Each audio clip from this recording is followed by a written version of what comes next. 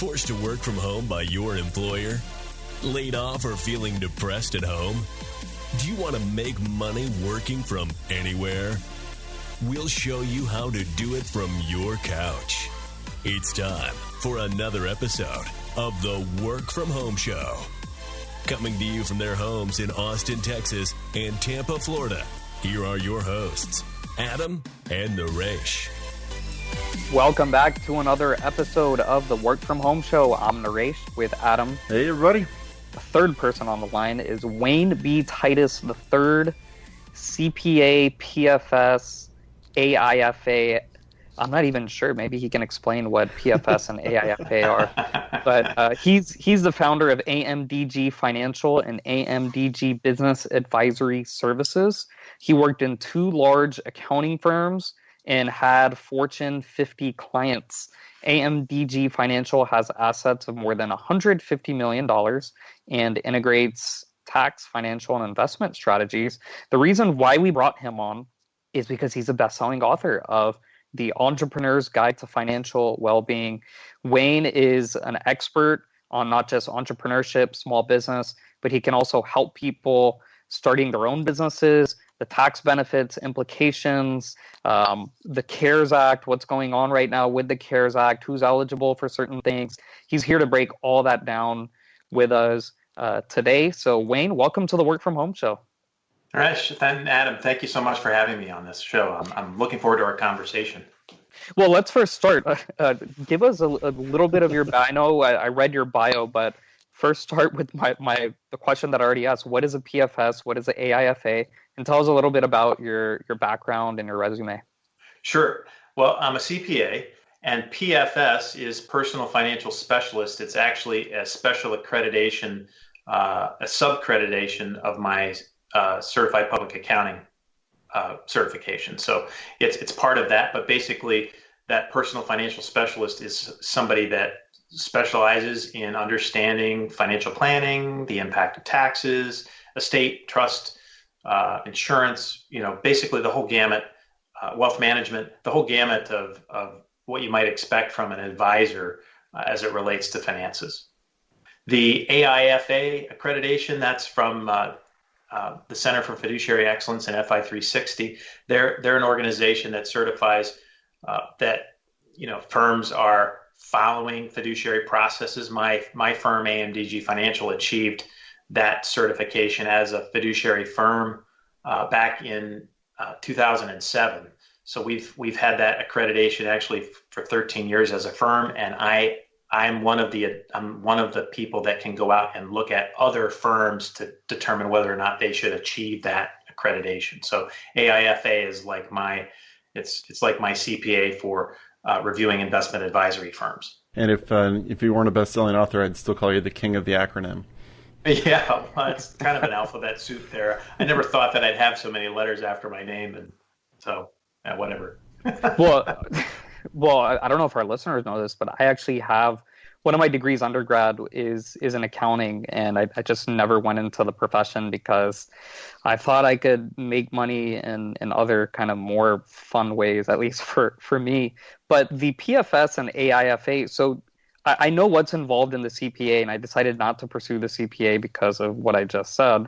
But the PFS and the AIFA, do you have to take courses and an exam? How do you get those certifications and accreditation? Yeah, the PFS is given out by the American Institute of CPAs, and there's an exam coursework that you have to do, an exam to basically certify that you've achieved that basic knowledge for that. And the AIFA exam is also it starts out as the AIF. You can be an accredited investment fiduciary, and that accreditation is done by FI360. Again, you've got coursework to follow up. And then if you want to become an analyst, an accredited investment fiduciary analyst, where you go out and actually do the review of other firms to determine whether they meet these global best practices, then there's additional coursework that you have to go through. And all of these accreditations require that you continue with education, on an annual basis and meet certain continuing education guidelines. I read on your website, you worked obviously for the Fortune 50 companies and dealing with all the huge names, and then you decided for some reason, to start working with entrepreneurs, and you said that you could see in people's eyes thinking, this guy is nuts. Can you tell us why you decided to, say goodbye to the big companies and work with the little guys? Probably for the same reason that a lot of people do. I was doing well in my career. I wasn't really looking necessarily to make a wholesale change, but there was something that was missing for me.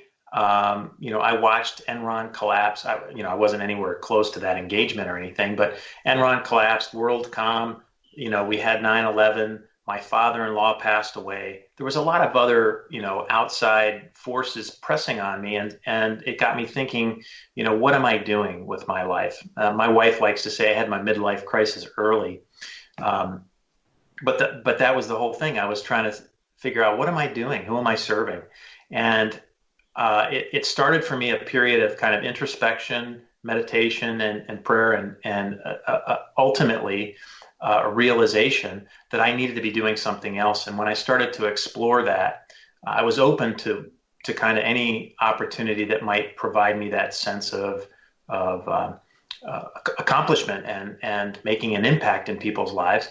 And what happened was it brought me kind of back to what my career was, which was basically working with businesses and families, but in a different way, using that experience and that understanding of tax, accounting, and financial stuff, and molding it into a holistic wealth management practice. And so from the very beginning, I kind of had that vision that struck me of, this is what I should be doing with my life.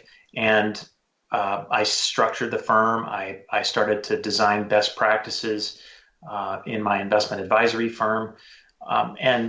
And I have both my tax and accounting firm that does, business taxes, personal taxes, accounting, bookkeeping, payroll. And then I have my investment advisory firm, which is a separate business, and it does the integration of tax, financial, and investment strategy in support of what my clients' financial goals are. So I was able to kind of pull this vision together and implement that in 2002. And since 2002, it's grown and morphed into, not just me, but a whole team of us working together to serve our clients.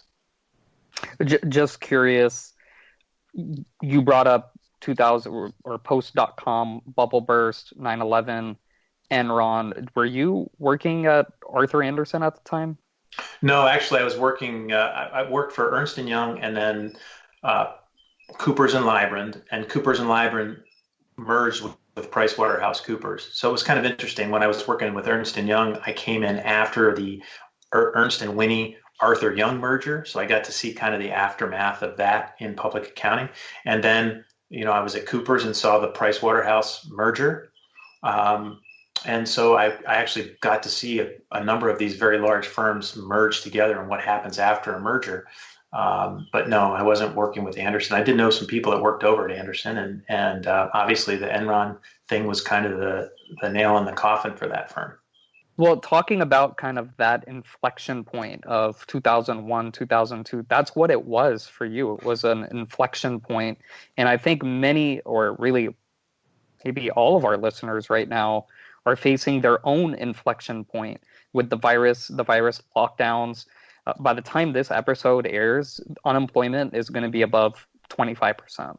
It's a very, very difficult time in the economy right now. So how can our listeners who are at home listening to this podcast, what's your advice to them on how they can turn their passion or their persistence or their visions into reality? Yeah, this is going to change a lot of things for a lot of people. And if you have the opportunity to spend some time reflecting, I think the biggest thing you can do is to kind of reflect on, what do you want to do? What's the purpose behind what you want to do?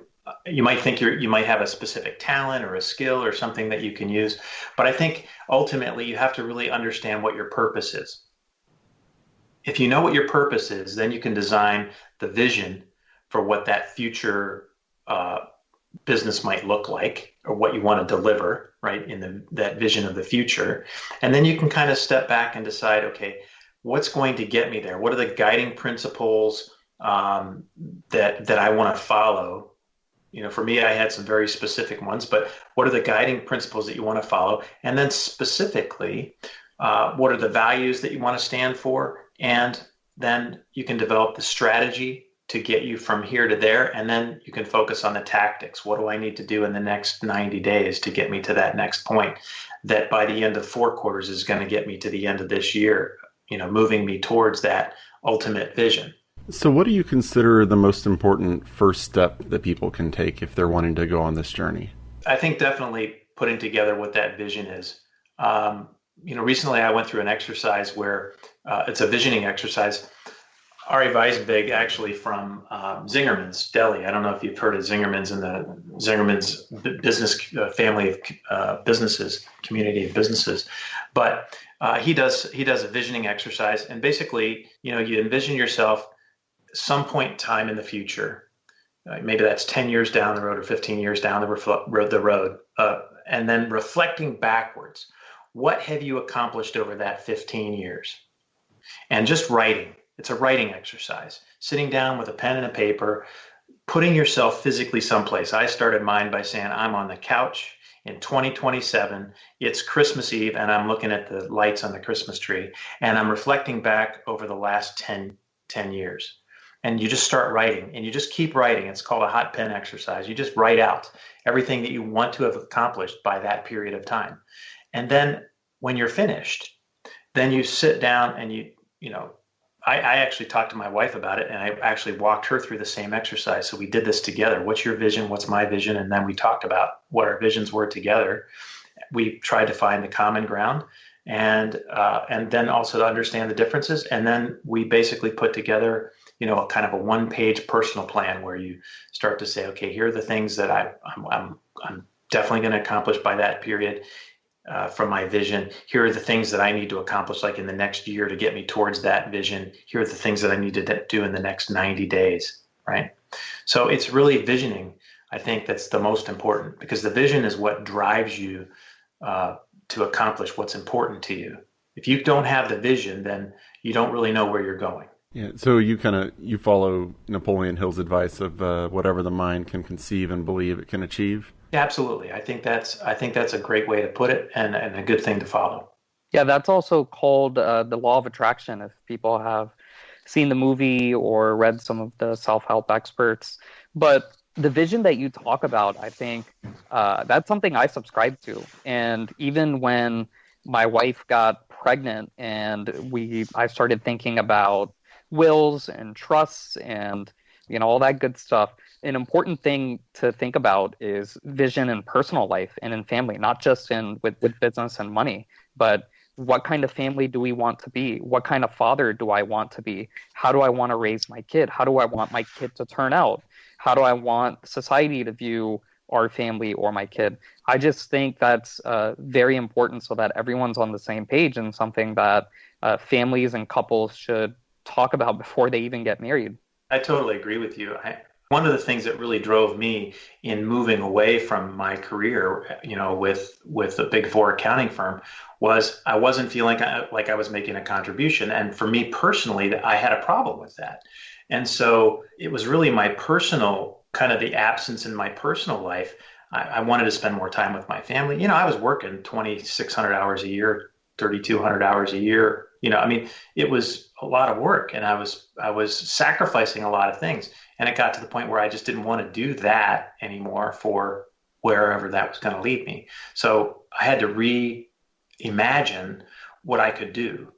And so for me, it was kind of putting a stake in the ground.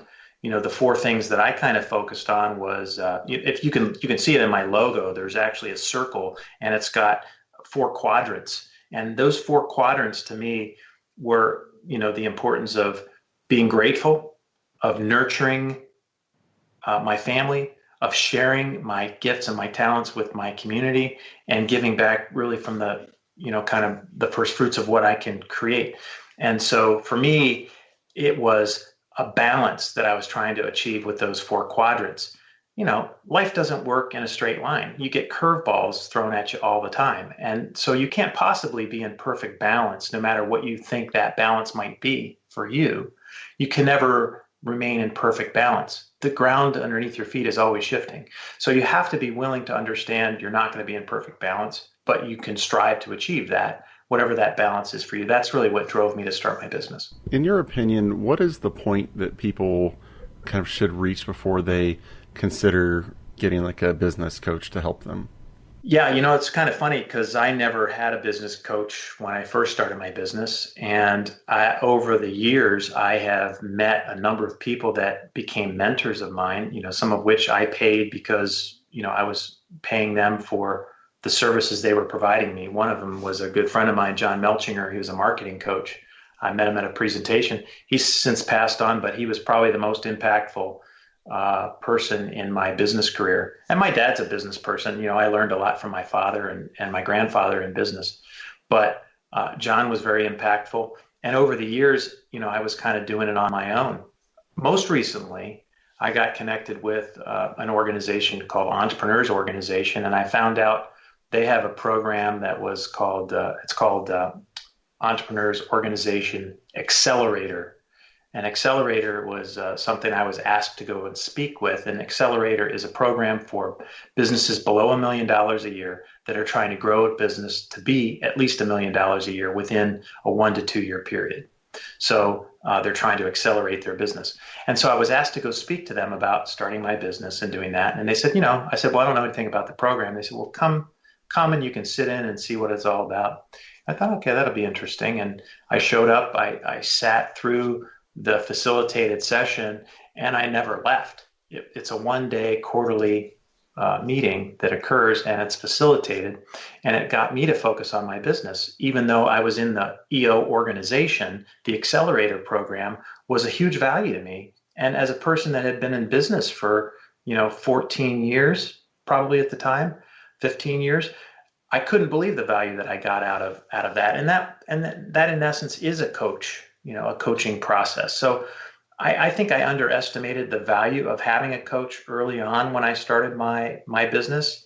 And I think it's potentially good for many people. It might not be great for everybody, but I found later on, even as an experienced business person, finding a good organization and good mentors and good coaches is critical if you want to really kind of keep your eyes open and be able to grow your business and make sure that you're doing the things that you need to do and focusing on the things that you might not think you need to focus on. So in your experience working with entrepreneurs, we were just talking about, you're paying money to be in this. What is the thing, as you've been dealing and helping entrepreneurs and as the people here starting their businesses, what are the things you see people wasting their money on whenever they get started?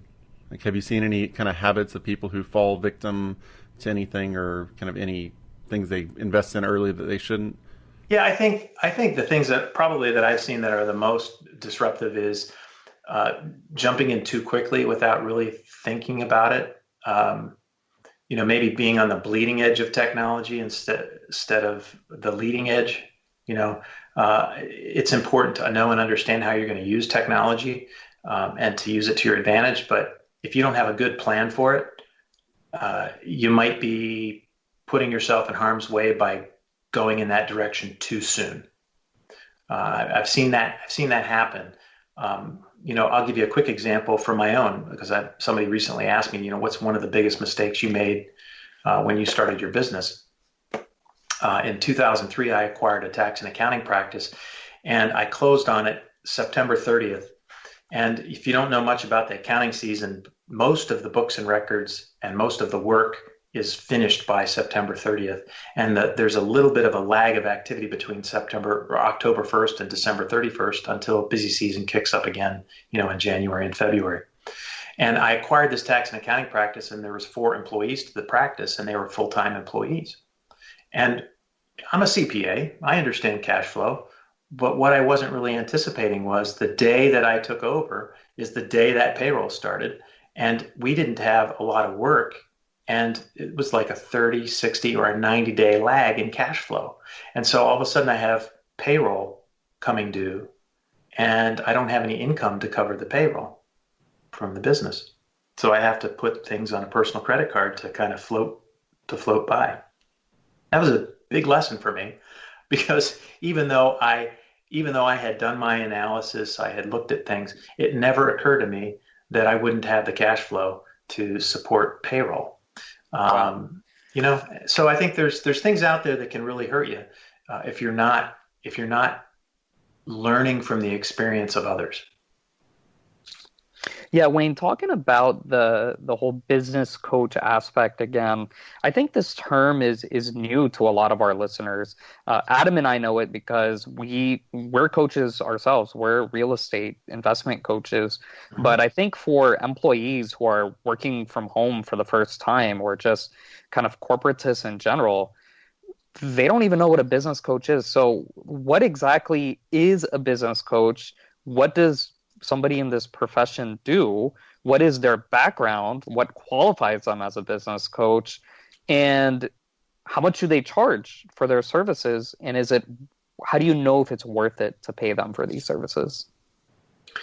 Yeah, I think ultimately you figure out whether you got the value of what you paid for. I think it's important to try to understand, what is the value that you're going to receive when you engage one of these coaches, and you can ask for references and those kinds of things that you should do some due diligence on a coach before you commit any kind of serious money to that.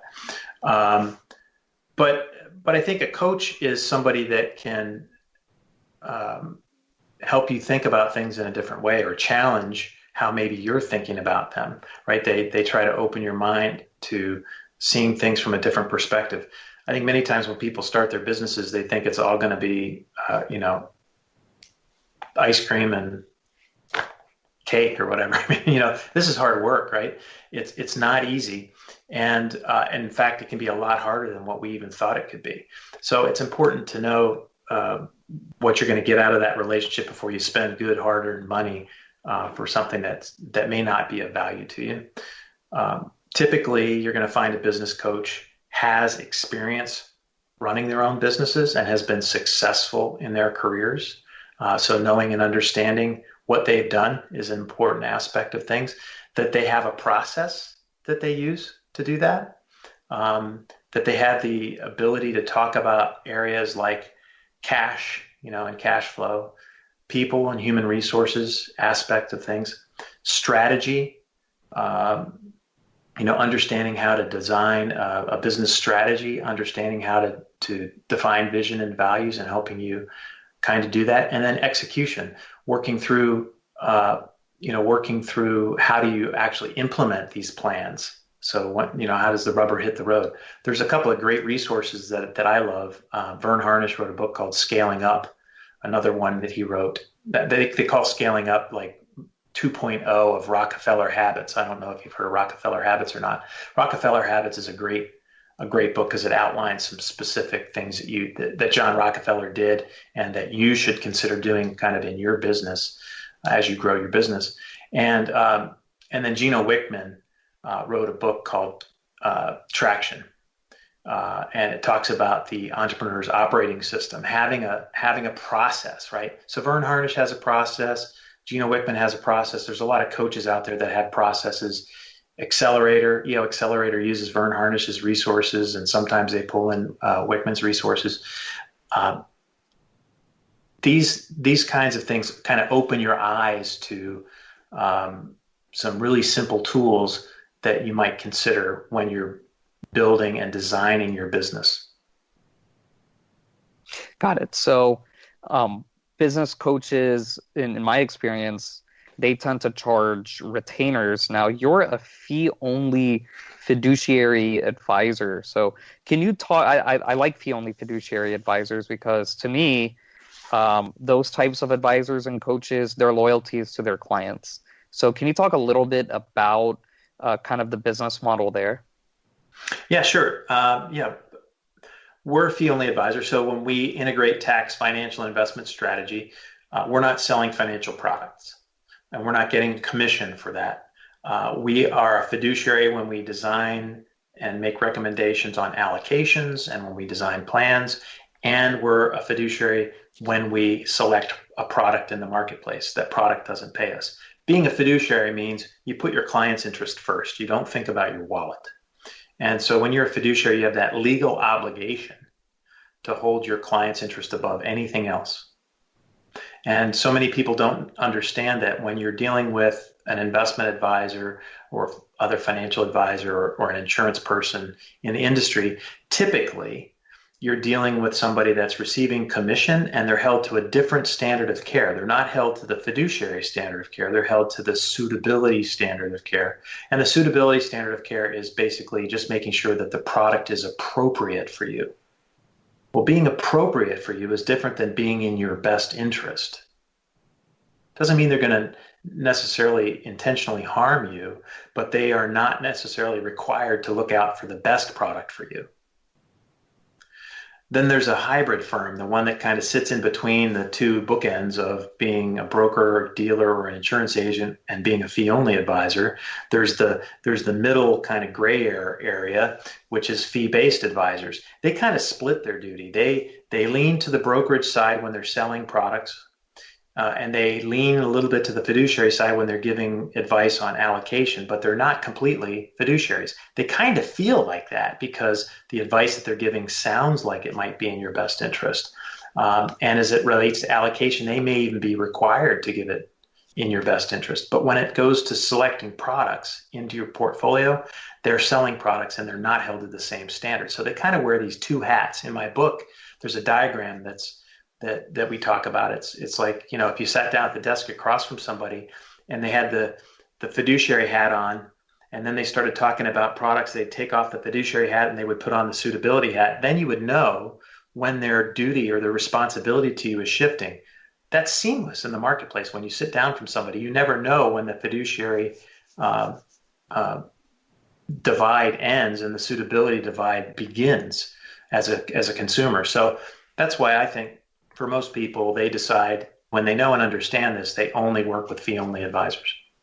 Got it. Well, awesome. Wayne B Titus III, CPA, PFS, AIFA. Thanks for sharing what all those acronyms mean. You're the founder of AMDG Financial and AMDG Business Advisory Services and author of the best-selling book, The Entrepreneur's Guide to Financial Well-Being. Wayne, stick around because, folks, Wayne's going to be back on the next episode to talk specifically about the nitty-gritty of taxes and corporations, how to set up and structure your businesses from home, 1099s versus W-2. So stick around for that next episode. We got more with Wayne. Wayne, your website's WayneB-Titus3.com, WayneB-Titus3.com, and AMDG, that's M as in man, D as in dog, G as in girl, AMDGservices.com. Check out Wayne there. His book, The Entrepreneur's Guide to Financial Well-Being, is available on Amazon and all the other bookstores. Wayne, any final thoughts about entrepreneurs at home, business coaching, or just any other final thoughts in general? Yeah, sure. I think it's important that as you're designing your business, you need to understand, don't put your finances on the back burner. Understand what the impact of starting up your business is. Make sure you're talking with your significant other about that, or understanding what the impacts financially are of that. Be transparent about that and seek the advice of advisors that are not in silos, right? Stay away from siloed advice. You want to get integrated, holistic advice. It's not what you earn in the market. It's what you keep after taxes. So taxes are a really important aspect of things. Awesome. Well, Wayne Titus, thanks for joining us on the show. Looking forward to our next discussion. Listeners, on the next episode, you'll be hearing from Wayne again. So until next time, keep on working from home.